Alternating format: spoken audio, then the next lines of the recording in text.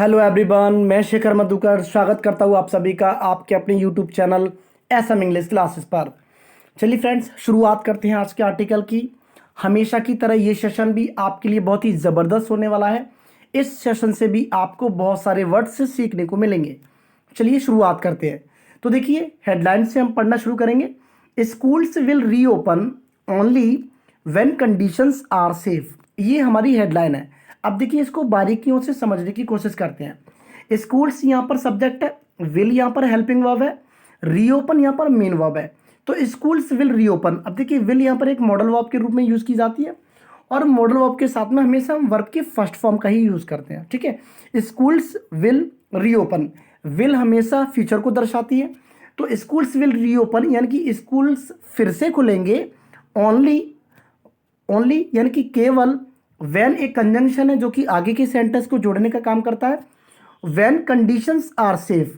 तो देखिए, क्या कहा जा रहा है कि schools will reopen only when conditions are safe. Schools तभी खुलेंगे जब जब कंडीशंस यानी कि जो हालात हैं वो सेफ होंगे, वो सुरक्षित होंगे।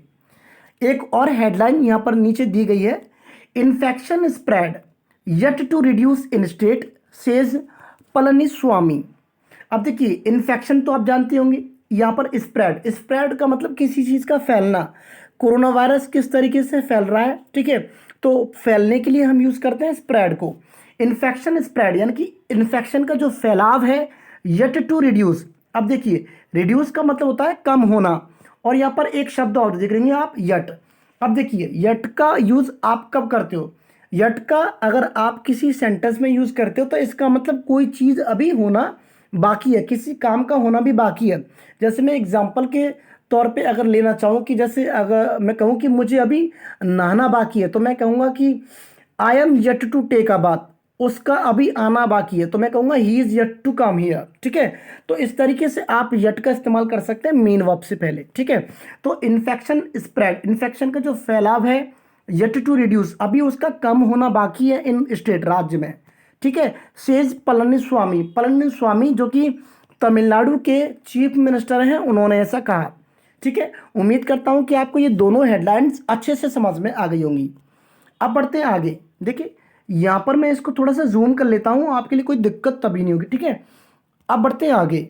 Schools in Tamil Nadu will reopen only when the conditions are safe.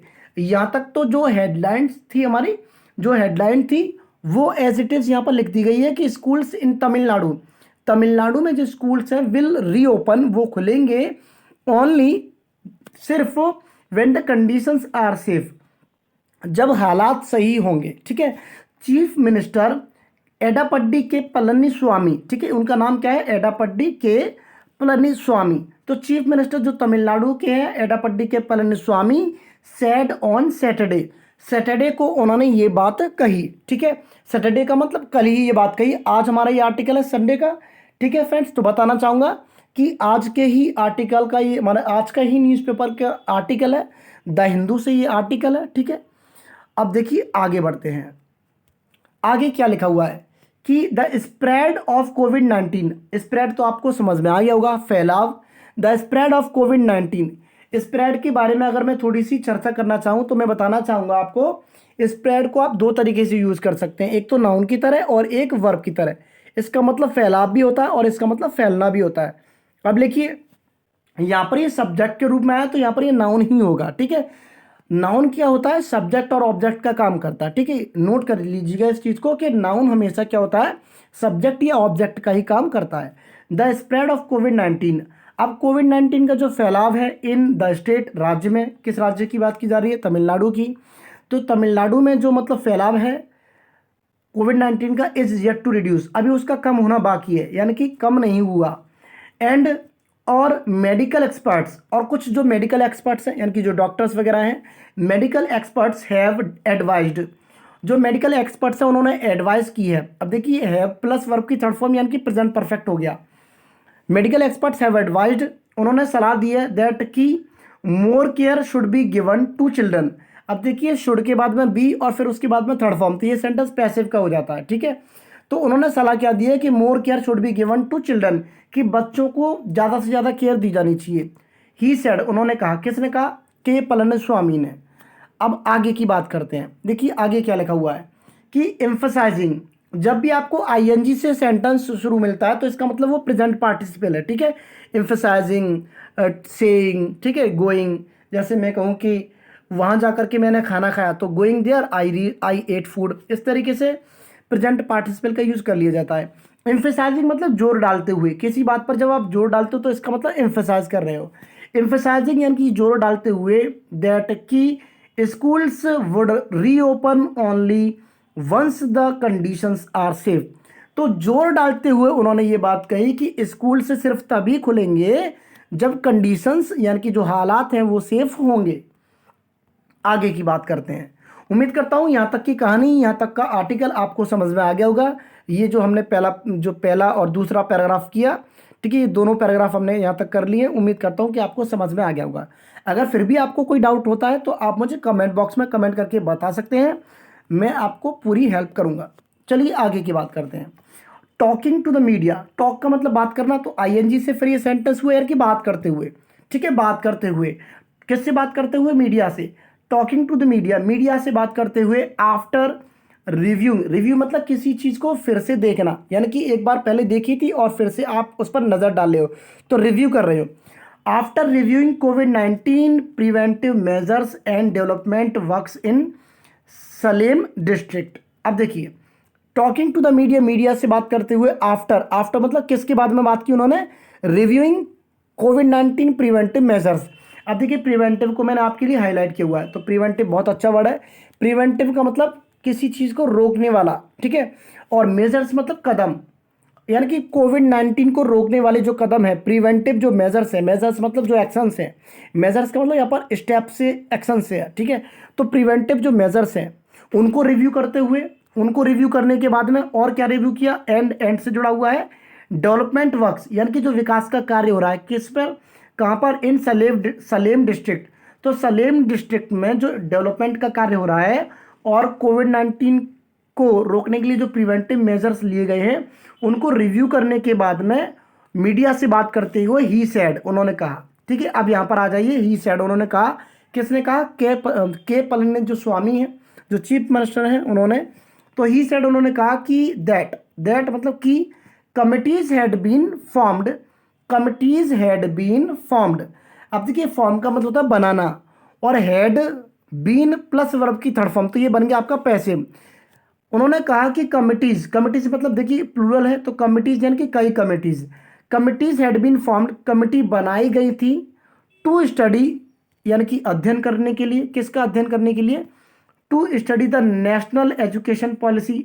आपको पता ही होगा कि अभी मतलब सरकार ने नई एजुकेशन पॉलिसी लागू की है, तो उसको अध्ययन करने के लिए। And the environment impact assessment draft, और किसको मतलब स्टडी करने के लिए कि जो इन्वायरमेंट यानी कि जो पर्यावरण होता है उसका इम्पैक्ट यानी कि प्रभाव। इम्पैक्ट का मतलब आप लिख लीजिएगा, इम्पैक्ट का मतलब प्रभाव, और असेसमेंट का मतलब होता है मूल्यांकन। तो यानी कि पर्यावरण का जो प्रभाव था उसका मूल्यांकन, जो ड्राफ्ट था उसको, और जो नेशनल एजुकेशन पॉलिसी है उसको अध्ययन करने के लिए कमिटी बनाई गई थी, ऐसा उन्होंने कहा। ठीक है फ्रेंड्स, उम्मीद करता हूं कि समझ में आ गया होगा। अब देखिए आगे की बात करते हैं। आगे क्या लिखा हुआ है कि द स्टेट गवर्नमेंट यानी कि जो राज्य सरकार है, राज्य सरकार कहाँ की? तमिलनाडु की। The state government has followed, has plus verb की थर्ड फॉर्म, फिर से इसका मतलब क्या? प्रेजेंट परफेक्ट ये सेंटेंस हो गया। The state government has followed, राज्य सरकार जो है उसने फॉलो किया है। क्या फॉलो किया है? द टू लैंग्वेज पॉलिसी, दो भाषा की जो पॉलिसी है, दो ही भाषीय जो पॉलिसी है वो उसने फॉलो की है। किसने? राज्य सरकार ने। और जो दो भाषाएं वो कौन सी है? Tamil and English. कौन कौन सी है? Tamil and English. अब देखिए आगे देखिए, right from the time of, right from the time, right from यानी कि आप किसी चीज की शुरुआत कहीं से बता रहे हो ना, तब आप यूज करते हैं। राइट फ्रॉम द टाइम यानी कि right from the time of, या आगे दिया है फॉर्मर, ठीक है। Right from the time of former chief minister C N Annadurai, ठीक है। अब मतलब सी एन जो अन्नादुरई जो चीफ मिनिस्टर थे, फॉर्मर मतलब पूर्व, तो तमिलनाडु के जो पूर्व मुख्यमंत्री थे, चीफ मिनिस्टर थे अन्नादुरई, उनसे लेकर के यानी कि उनके टाइम्स से लेकर के फ्रॉम बताता है, तो मतलब किसी चीज की शुरुआत बताता है। तो चीफ मिनिस्टर जो CN अन्नादुरई थी, उनसे लेकर के उनके टाइम्स से लेकर के to the time of former chief ministers MG Ramachandran and Jayalalithaa, और यानी कि MG जो रामचंद्रन है और जो जयललिता है उस उनके समय तक, यानी कि तब से लेकर के अब तक का समय मतलब संभाला जा रहा है। तो ये बोला जा रहा है कि मतलब उनके समय से लेकर के इनके समय तक दिस गवर्नमेंट, ये जो सरकार है, दिस गवर्नमेंट, ये जो सरकार है यानी कि जो वर्तमान की जो सरकार है, दिस गवर्नमेंट विच, जो कि विच फॉलोज जयललितास फुट स्टेप्स, ये जो सरकार है वो फॉलो करती है जयललिता के फुट स्टेप्स को। फुट स्टेप्स मतलब पद चिन्ह है। तो जयललिता के मतलब जो जयललिता आपको पता होगा, मतलब तमिलनाडु की चीफ मिनिस्टर वो रह चुकी हैं, अब वो मतलब नहीं है, she is no more now, उनका देहांत हो गया था। तो अब जो इनकी सरकार है, वर्तमान की जो सरकार है, विच जो कि फॉलो करती है जयललिता के पद चिन्हों को, विल कंटिन्यू, यही सरकार क्या करेगी, will continue to implement the same, वो भी मतलब जारी रखेगी, इम्प्लीमेंट मतलब लागू करना, द सेम मतलब उनकी पॉलिसी को, यानी कि उसी को, द सेम मतलब उसी को ही सेड, उन्होंने कहा, किसने कहा, वर्तमान की जो चीफ मिनिस्टर के पलनीस्वामी है उन्होंने। ठीक है, तो मतलब वो एक टाइम पीरियड बता रहे हैं कि मतलब पूर्व जो हमारे मतलब जो चीफ मिनिस्टर से तब से लेकर के ये जो जयललिता रहीं और जो रामचंद्रन जो चीफ मिनिस्टर रहे, इनके समय तक हमारी सरकार सिर्फ फॉलो करती है जयललिता के फुट स्टेप्स को, और विल कंटिन्यू टू इम्प्लीमेंट, और उनको ही मतलब वो लागू करेंगे, यानी कि जो उनके पद चिन्ह है उनको ही वो हमेशा लागू करेंगे। ठीक है फ्रेंड्स, तो ऐसा ये आर्टिकल कहता है, ऐसा ये पैराग्राफ इसमें कहता है। अब देखिए आगे की बात करते हैं। आगे देखिए बड़ी अच्छी लाइन यहाँ पर लिखी गई है कि रिगार्डिंग का मतलब मैं आपको बताना चाहूँगा के संबंध में, रिगार्डिंग मी मेरे संबंध में, रिगार्डिंग यू तुम्हारे संबंध में, रिगार्डिंग दिस इसके संबंध में, रिगार्डिंग दैट उसके संबंध में। तो रिगार्डिंग का मतलब होता है के संबंध में। रिगार्डिंग इंक्रीजिंग मतलब क्या होता है, बढ़ाना। इंक्रीजिंग दी कंपेंसेशन, कंपेंसेशन क्या होता है, मुआवजा। कंपेंसेशन क्या होता है, मुआवजा। Increasing the compensation for workers who die while on कोविड-19 ड्यूटी। समझिएगा कि इंक्रीजिंग द कंपेंसेशन यानी कि मुआवजे को बढ़ाना, किसके लिए, फॉर वर्कर्स, मजदूरों के लिए। हु मतलब वर्कर्स के लिए यूज की गई है। हु डाई जो कि मर जाते हैं, वाइल मतलब जब, वाइल का मतलब वैन से है, वाइल ऑन कोविड-19 ड्यूटी। तो कोविड-19 ड्यूटी पर जब वो होते हैं, जब वो वर्कर्स मर जाते हैं, उनके लिए जो कंपेंसेशन बढ़ाने के मामले में, रिगार्डिंग मतलब उस संबंध में, mister Palaniswami said, mister Palaniswami ने कहा। अब देखिए इस मामले में, इस पूरे मामले में, किस पूरे मामले में, समझ में आ गया होगा कि वो वर्कर्स जो मतलब ड्यूटी पर रहते हुए मर जाते हैं, उनके जो मतलब उनकी जो कंपनसेशन है, जो मुआवजा है, उनको बढ़ाने के लिए, उसको बढ़ाने के संबंध में मिस्टर जो पलनीस्वामी उन्होंने कहा कि a total of 50 lakh has been announced, कि कुल मिलाकर के 50 लाख रुपया, समझ रहे हो, a total of 50 lakh rupees has been announced, 50 lakh का मतलब जो है 50 लाख रुपए अनाउंस कर दिए गए हैं फॉर डॉक्टर्स के लिए। किसके लिए, कोविड-19 का जो मतलब इलाज करते हैं डॉक्टर्स, उनके लिए मतलब मुआवजे के तौर पे 50 लाख रुपए अनाउंस कर दिया गया है। एंड आगे आगे देखिए, एंड नर्सेस, किस किस के लिए, डॉक्टर्स के लिए और नर्सेस के लिए, कि 50 लाख रुपए मतलब अनाउंस कर दिए गया है। सिंस बताता है क्योंकि, सिंस का मतलब बिकॉज, ठीक है, सिंस क्योंकि दे ट्रीट कोविड-19 पेशेंट्स, क्योंकि भाई वे कोविड-19 के जो मरीज होते हैं, पेशेंट्स होते हैं, उनका इलाज करते हैं, इसलिए मतलब अगर उनको कुछ हो जाता तो मुआवजे के तौर पे उनके लिए 50 लाख रुपए अनाउंस किया गया है। ठीक है, अब देखिए आगे, द सेंटर यानी कि केंद्र, the centre itself has announced, अब जो हमारी केंद्र सरकार है उसने खुद, इटसेल्फ मतलब खुद, the centre has announced, centre ने खुद अनाउंस किया है, घोषित किया है, दैट कि इट वुड बी प्रोवाइडेड, ये मतलब जो पैसा है, पैसे के लिए इट यहाँ पर लगाया गया है, इट वुड बी प्रोवाइडेड, ये प्रोवाइड किया जाएगा, दिया जाएगा थ्रू इंश्योरेंस के थ्रू। ठीक है, यानी कि बीमा के थ्रू ये पैसा दिया जाएगा। आगे देखते हैं, आगे की कहानी को जरा समझने का प्रयास करें। आगे देखते हैं कि फॉर अदर वर्कर्स, अब देखिए यहाँ तक तो बात होगी डॉक्टर्स और नर्सेस के लिए। फॉर अदर वर्कर्स, अब जो कुछ जो दूसरे अन्य कर्मचारी हैं, फॉर उनके लिए 10 लाख वॉज अनाउंस्ड, 10 लाख रुपया उनके लिए अनाउंस किया गया था।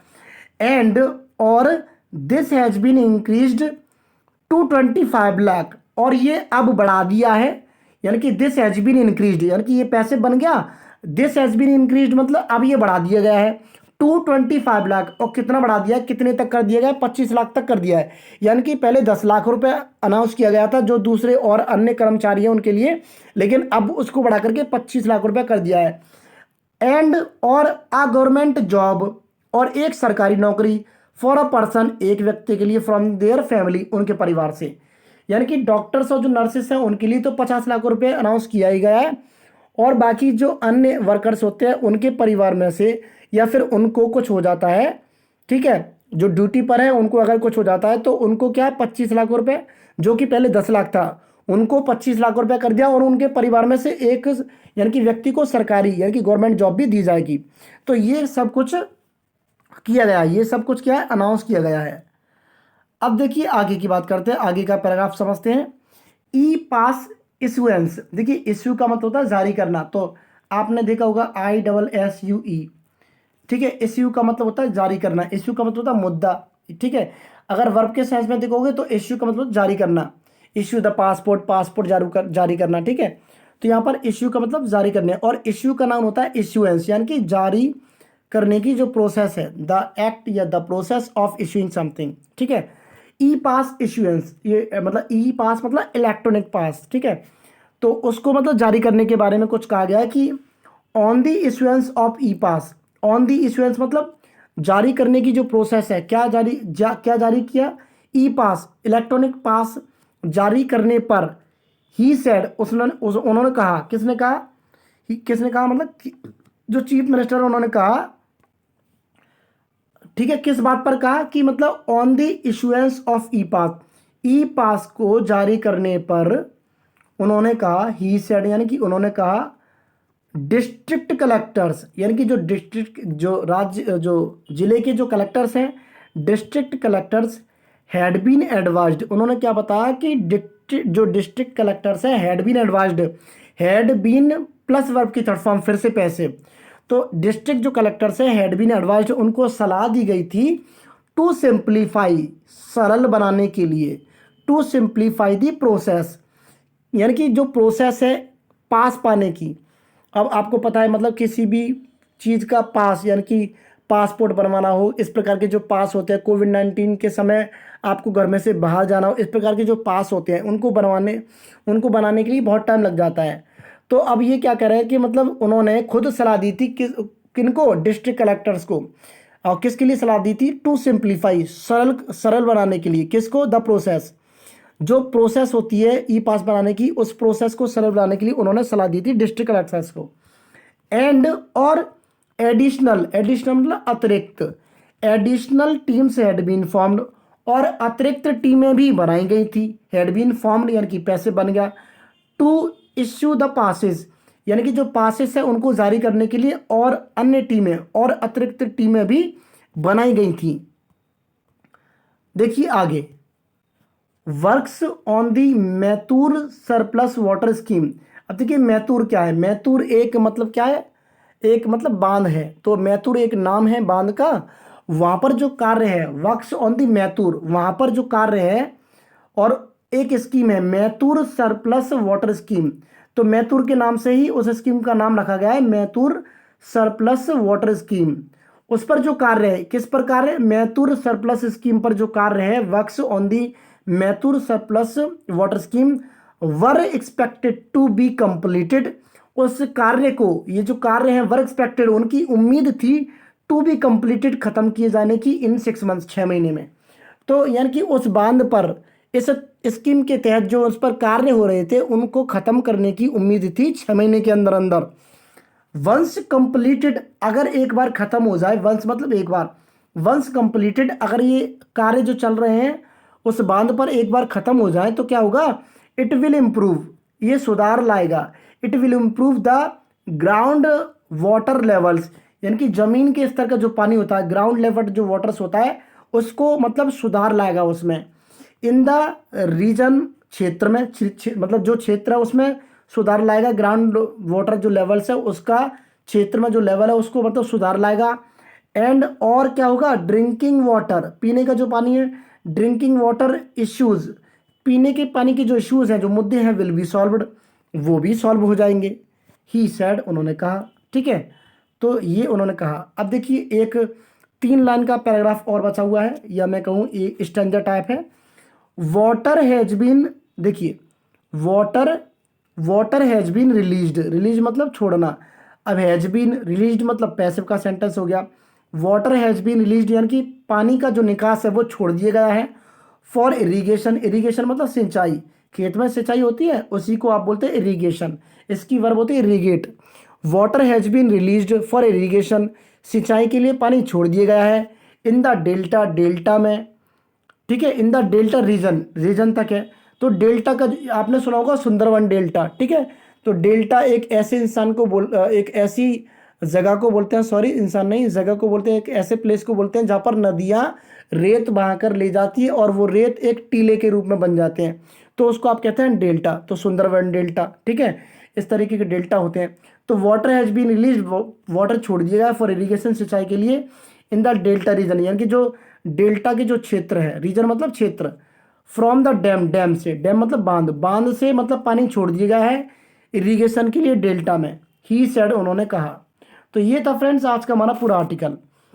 उम्मीद करता हूँ आपको इसमें से बहुत कुछ सीखने को मिला होगा, बहुत ही इंपॉर्टेंट वर्ड्स थे, ठीक है। तो आप इस आर्टिकल की बार बार रीडिंग कीजिए, वीडियो को बार बार देखिए, आपको सारी चीज़ें ईजी लगने लगेंगी, ठीक है फ्रेंड्स। मिलेंगे अगली वीडियो में, till then take care, bye and जय हिंद।